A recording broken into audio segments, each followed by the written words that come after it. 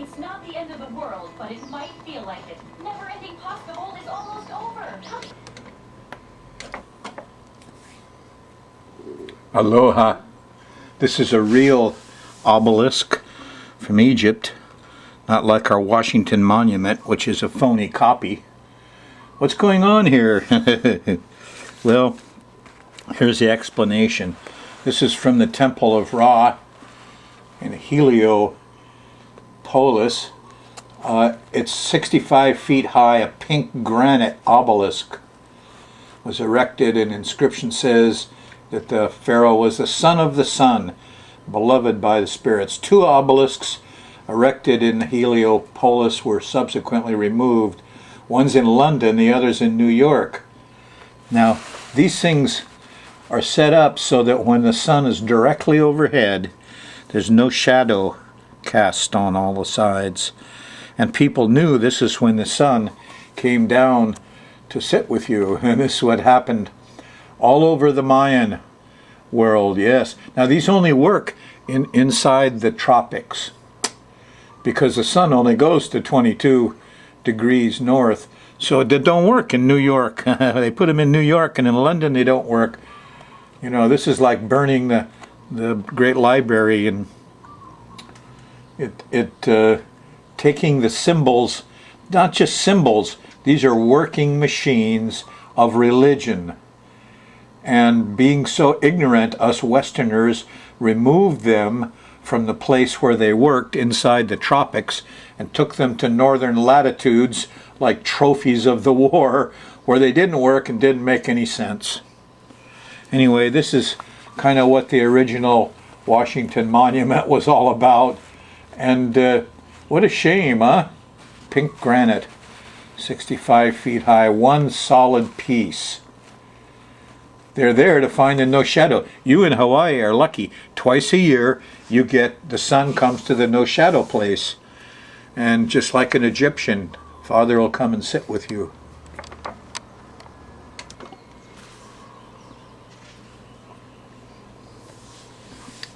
May 18th and July 26th. Plus or minus a few days in Hawaii, you'd get the no shadow place and your obelisk would work. This is show 992. I'm Rollin Frost, Kona astrologer, doing charts for you and trying to keep this show together every week. We're going to cover the second week in December 2015 and try to do some detail work for you on the next 10 days. Some notes during this coming week. Well, Thursday night, there's a new moon at 19 degrees of Sagittarius. It trines Uranus. People are going to feel free and feel independent. And yes, the trouble is that along comes Mars. And Mars squares Pluto and opposes Uranus. And there's anger. And there's police abuse up after the homeless. And yes, and the unions, and anybody who wants to stand out and be a rebel, look out. There's violence, there's attacks, and not just police violence, but other kinds of violence, especially Saturday night. We got a lot of violence, electric fires. Well, here, let's show you. Here's the way the chart looks, and you can see old Mars over here. Mars is moving into this area where he's in Libra, opposing Uranus. And we want to be free. We want to be equal. We want respect for everybody. Well, it's not going to be easy to get. Here's Pluto, the policeman, and he's out there with his gun. Eek! How's it go day by day for you? We're going to run the moon around the edge of this planetary pattern and check it out and see for you which are the good ones and the bad ones. And by and large, it's Saturday night violence. So let's see. If you're here on December 3rd, Thursday, watching the show, you're right in here. You're having a Jupiter night, huh? The moon's going by Jupiter Thursday night. There's lightning bolts of truth. Squares Mercury, though, so it's hard to talk about those insights you might be gaining Thursday afternoon and evening. But Jupiter's there, and if you, well, it's quite... Jupiter's always fun, huh? Can't beat him. Friday morning, the moon's still in Virgo, goes by the North Node, and we got a little early nurturing. There are going to be some happy breakfasts around. Eat a good breakfast now. Don't eat junk food. Afternoon time, the moon shifts into Libra, a cardinal air sign. And once it does, everything changes and it starts to get a little angry. Now, it feels like Saturday morning, everybody's kind of settled down. Here's a nice sextile to Saturn. But as you go through Saturday, it gets increasingly aggressive. And here in the middle of the day, here's a square to Pluto. Don't tell me what to do. Especially those policemen, huh? So this is not a time for policemen to feel irate because somebody doesn't follow their orders. Nobody's going to follow their orders. No, not on Saturday. So violence, fires, fights, anger, especially directed against some of the poor, independent, free-thinking people. And there's Pluto making it worse with his guns. So it's a tough Saturday. I feel that Uranus thing doesn't happen here till, well, this is 8, 9, 10 o'clock. The moon opposes Uranus. And don't be uppity now. Don't be independent. Don't be out there shouting revolutionary slogans. You know. When I think about Mars, I think about the poor football players, you know, who PTSD, you know, is transmitted virus, a brain virus, and you have to get it by the other guy who's got it has to spit in your eye, a little spittle in your eyeball, and that's what happens with football players. They're knocking heads, spit from one guy goes right in the face of the other guy. A lot of PTSD going around in the football games. It's not the place you want to be. No. Ask yourself what you're protecting. If you're irritated Saturday, if you're impatient, if you're angry, you know, the answer to Mars energy is to turn it positive. Ask what you're protecting. Mars is supposed to protect. He's supposed to do physical things to protect. He's the agricultural god. He's got the shears to prune the trees and the spear to chase out the gophers. Anyway, if you're angry, it's because the Mars inside of you does not know what to protect. Just ask yourself, what am I protecting? What am I protecting? When it gets clear, the anger goes away. Flash, it's gone. And there's a physical piece of work to do to accomplish your job to protect. So there's your answer for Saturday. Hope you use it. Sunday, well, there's some good talk around church time in the morning and breakfast time. There's a sextile to Mercury, but you're still feeling all that impatience and angriness and a bit of trauma from a bad Mars. Poor Mars. These sports guys, young men, it's not a good time for them to be acting out. Monday, the moon shifts into Scorpio, and the vibes change totally, because here's Venus. Yeah, Monday morning, oh boy, the moon goes by Venus. Stay in bed, get some sweets. Everybody, it's the opposite of Saturday, which is Mars. Gimme, gimme, fight, fight. Venus is, sweets, sex, love, you know, relaxation, pleasure. That's Monday morning for you. There's a nice trine to Neptune that happens here in Monday afternoon, and it becomes a little almost religious and artistic. This day of, maybe it's a day of rest after all the anger of Saturday and work we had to do Saturday, Sunday. Monday's a day of rest. Tuesday morning, the moon's still in Scorpio, and there's a nice sextile to Pluto. Well, the policeman isn't so bad. Somebody has to have power and control. I feel better when I have my guns around. No, that's not the answer. The answer is just control and power. The best policeman never draws his gun. The best, the more the more venomous the animal, the less it bites. It's true in nature. The more power you have, the less you use it. That's the way Pluto works. Anyway, think about that Tuesday morning. Pretty good day altogether. It ends more with a sextile to Jupiter here, and there's optimism and flashes of insight Tuesday night. Kind of nice. Moon continues through Scorpio Wednesday morning until noontime.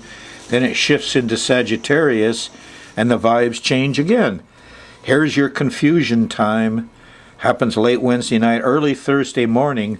Moon in Sagittarius squares old Neptune. Now we've got this nasty Mars-Neptune square, in the sky. It's kind of becoming a little like your Pluto-Uranus square. You got used to that. The panicky isolation feeling. Well, this is confusion and a lack of security. And the confusion starts here 2 a.m. in the morning, Thursday. Is that more rain, more water, more flooding? Things are not going well. We're stuck Thursday morning. The moon goes by Saturn. There's a fearfulness and an insecurity here. Confusion is all over. Thursday, the 10th of December. It's a new moon. This is a new moon that happens in the afternoon that trines Uranus and gives us this feeling of freedom and independence. Express yourself. Freedom to assemble, freedom of the press, freedom to speak out, individuality, common sense. It's all good for the next month after this new moon. But beware, Mars and Pluto are lined up against Uranus, and there could be violence here. But it starts really early Thursday morning with confusion. Now this is not hitting Hawaii well. This is more Neptune stuff. And I'm not sure whether this is just more dengue fever. It could be dengue fever fears of mosquitoes and water. But it's liquids. It's brown water. It's the dam overflooding. This is the result of all those bad Neptune full moon, new moon charts. And you're going to see it Thursday morning. And on this new moon, of course, things happen on new moons. There's more earthquakes because the sun and the moon are together pulling in the same direction on the plates of the earth.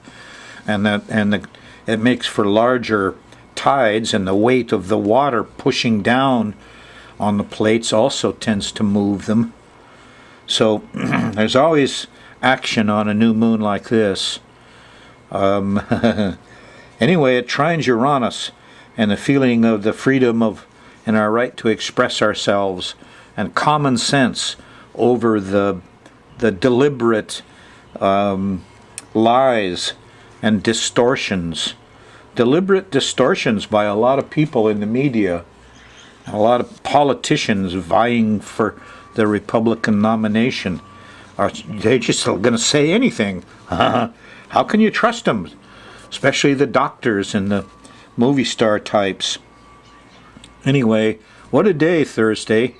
The new moon clicks in here in the afternoon. And, there's even a Jupiter square early Friday morning. Too much. So you're going to have trouble sleeping Thursday night. It's okay. You should be watching the news. Mars is there in harmony, and it seems like we can get some physical work done Thursday on that new moon. Maybe fix some things. Maybe further preparation for the water damages from Neptune that are still active in Hawaii. So it's a big day Thursday. Too bad it starts on all this confusion with the Neptune square. It's really Wednesday night in a way, too. Well, Friday the moon's still in Sagittarius. And you got thunder and lightning maybe in the morning.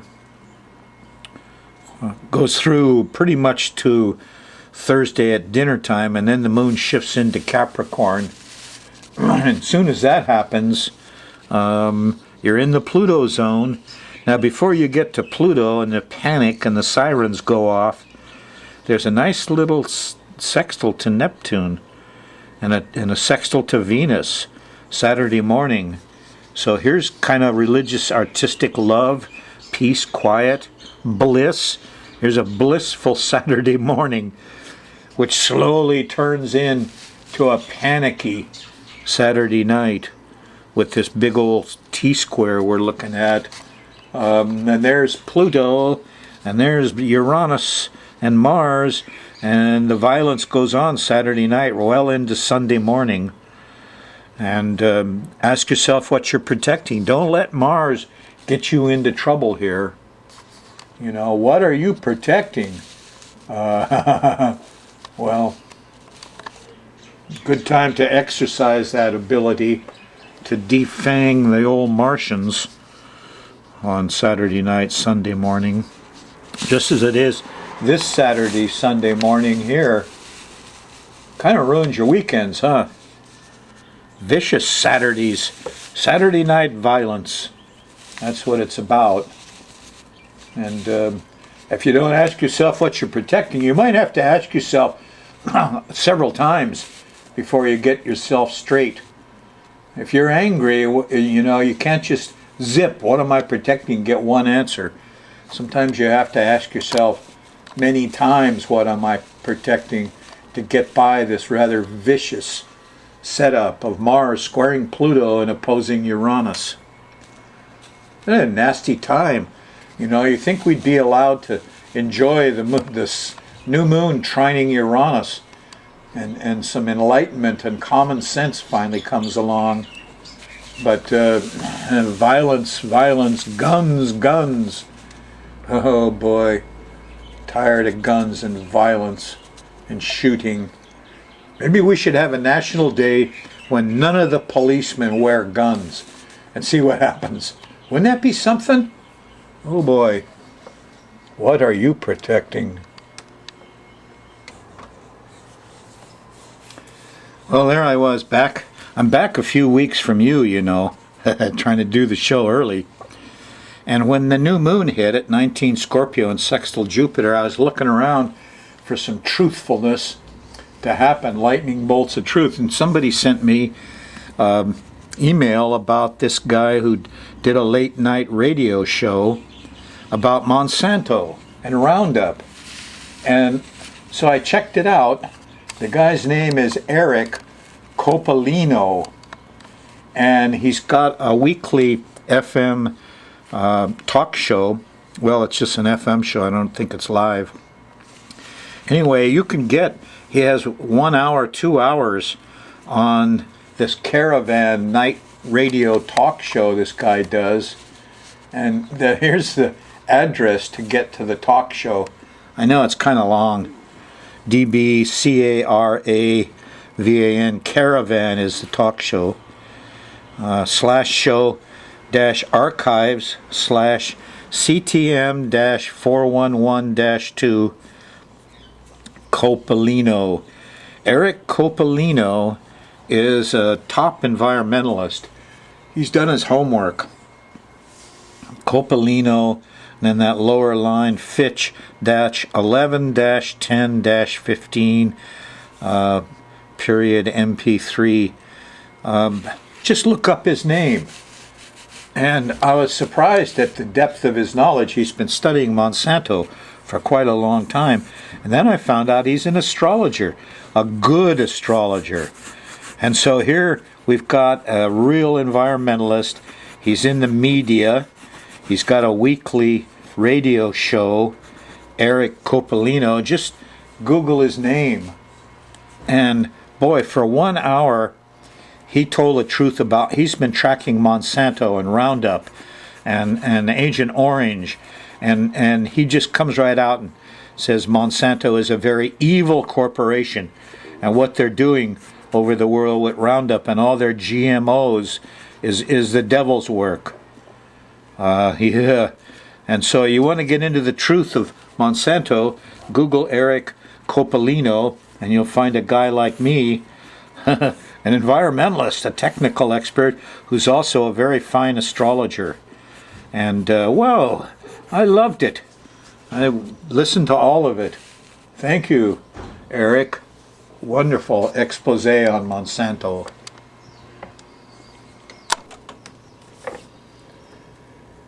I spent about 5 years researching konane, the amazing Hawaiian game, and did a video on it. And in that research, I found that going back to the time when the first white man came into Hawaii was really useful, that there was the real information. Captain Cook, for instance, said that Hawaiians were, quote, generally addicted to gambling. That's what I was after. They used it in a very constructive way. And everybody did it. And they gamble on the konane game. Anyway, during this time of research, I came upon a thing that Captain Cook said. 200,000 people lived along the Kona coast of the Big Island. And the most common house pet was a large black bird. I read another report. Captain King and Captain Clerk were there, and I picked up another one that said there was a goose in the yard and a big black bird in the house. And the goose, of course, is the nene, and the big black bird is the alala. They were domestic. So I've been working for a year or so or more now on a report so that to let the world know about these two. I call it anyway, the 2 cases of mistaken identity, because we're in a situation now where these birds are stuck in federal law and it's hurting them. Anyway, I was really happy last month because I finished the outline, all the chapter headings, a lot of the main ideas just came clear in my head. That's the way I work, kind of inspiration.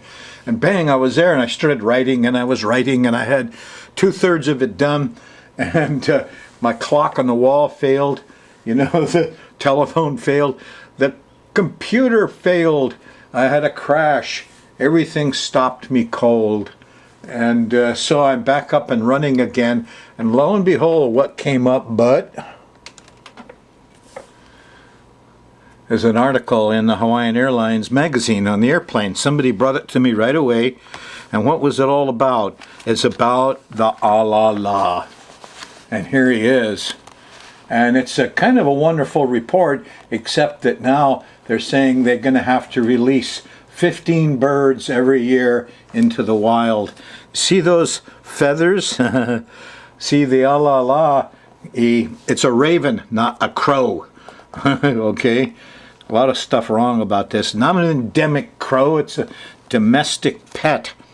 Somebody said once, an ornithologist, that the raven, the beaks of birds are really important, and the raven had the Swiss Army knife of beaks. He could do anything with it. But these feathers are because he made his living climbing around in brush and getting the little critters that live there. Even during fledgling, this guy, when he can't even fly, no feathers, climbs down out of the nest, walks around on the ground, starts climbing in the bushes. He's got big, gnarly feet. I've got a bunch of pictures someplace, and I'm going to find them, and I got video of him, and for hanging on, see. So he was perfect for Hawaiians. Up in a Hawaiian holly, he'd climb around inside the roof, nail the rats, the centipedes, the scorpions, anything you want, besides which, highly intelligent. Ravens are the most intelligent of birds, yes. And this one, whoa, heavy, hot, has 200 different sounds. Very, very intelligent, wonderful pet. No wonder Cook said the most common house pet was a large black bird. So he's domestic, okay? And these guys don't realize it. Here's a note to myself. You're not releasing 15 birds a year. They're evicting them. These birds want to live in your house for 1,000 years. The goose in the yard and the raven in the house, they love people. And they want to be with people. You wouldn't throw your Cocker Spaniel out in the forest and want him to survive. So they're not releasing birds. They're evicting them from their home. And so I'm getting this article together again, and we're going to persevere.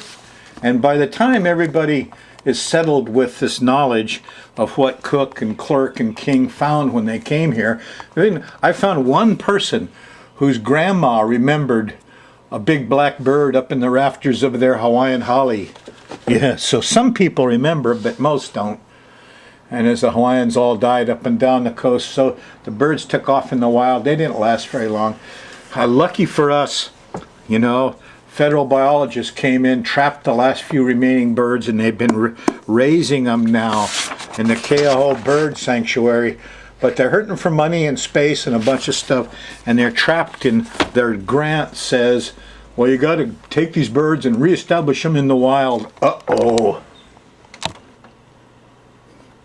Same for the nene, you know. The only place it's gotten reestablished is where there's no predators, or a hotel, a golf course complex has made a safe space, you know, like the Hawaiians' backyard.